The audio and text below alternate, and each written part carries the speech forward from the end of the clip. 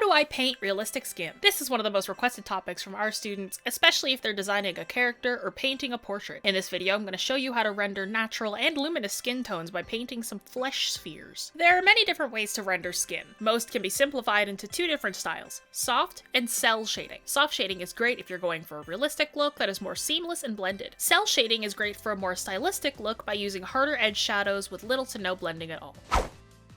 Here's the thing, right? People are like, oh, I need a separate tutorial for how to draw dark skin. No, you don't. The principles remain the same. Alright, so let's say we've got some skin. If we've got this one here, let's say we've got a shadow going on real quick. I'm going to hue shift down to make it colder. The colder color is towards red, so I'm just going to add a little bit of a shadow right here.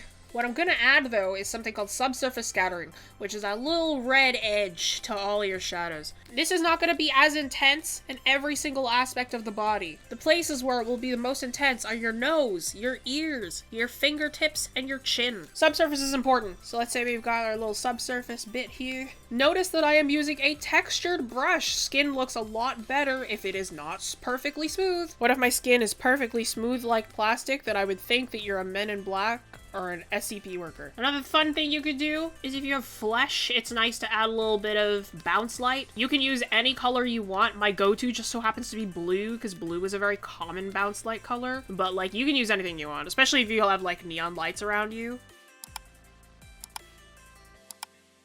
Okay, so if we've kind of have the flesh orb, right, what we got left is we got a little bit of highlights. Highlights look great as speckles. If you want your nice little highlights going in there, it's nice to get a speckled looking brush to get a bit of that texture in there. It's subtle, but you can see it. And then you can just kind of pick a spot for a very nice bright highlight. You can also do some speckling. Speckling just looks a lot nicer by comparison to just blending it in there. You can even add a little bit of that speckling back into the shadows to make it not as smooth, make it a bit more porous, as they say. You could even like do that, like use like a soft brush if you want to go a little bit more omega realistic. You can like use a soft brush and go back in here. Or if you're doing a painting, don't start with a soft brush. You're setting yourself up for failure. Start with a hard edge and then learn how to render with a soft edge afterwards. Flesh orb. So you got something that kind of looks like this. Now if we're working with dark skin, very, very similar. I'm gonna choose a shadow color, make it cold. Because this skin is darker, the shadow will not be quite as intense by comparison to the lighter skin. This, again, is just a theme with all darker objects. If you have a darker object, it will adapt to the shadow a little less. You will, however, still have your subsurface scattering. Bring it closer to the red,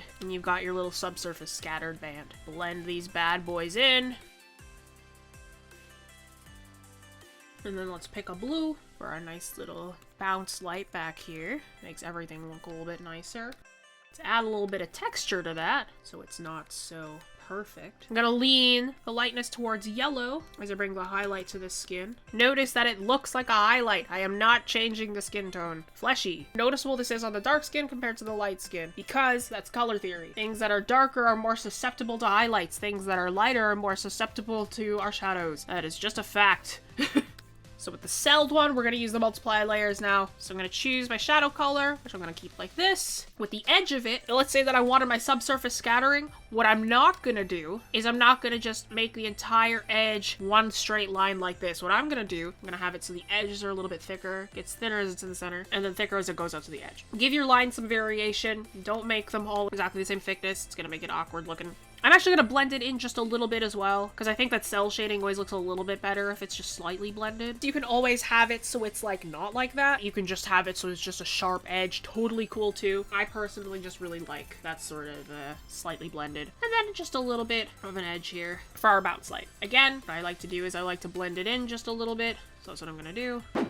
If you'd like to support the channel in the creation of free arts education, become a member on Patreon. So we're going to make it kind of look like that. And then our highlight, in this case, what I'm going to do is I'm going to pick a slightly lighter color, give it something like that, and then just a sharp little point like that.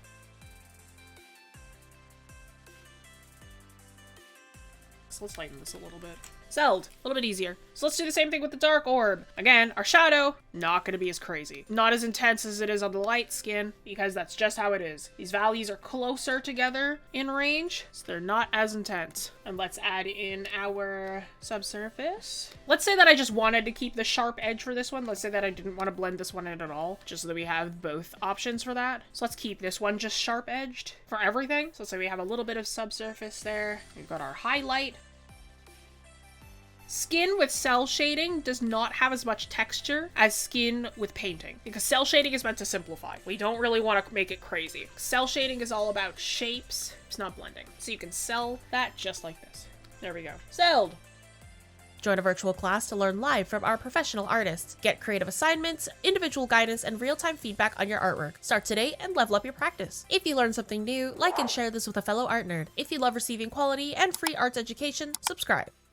Here's a couple other videos you can check out next.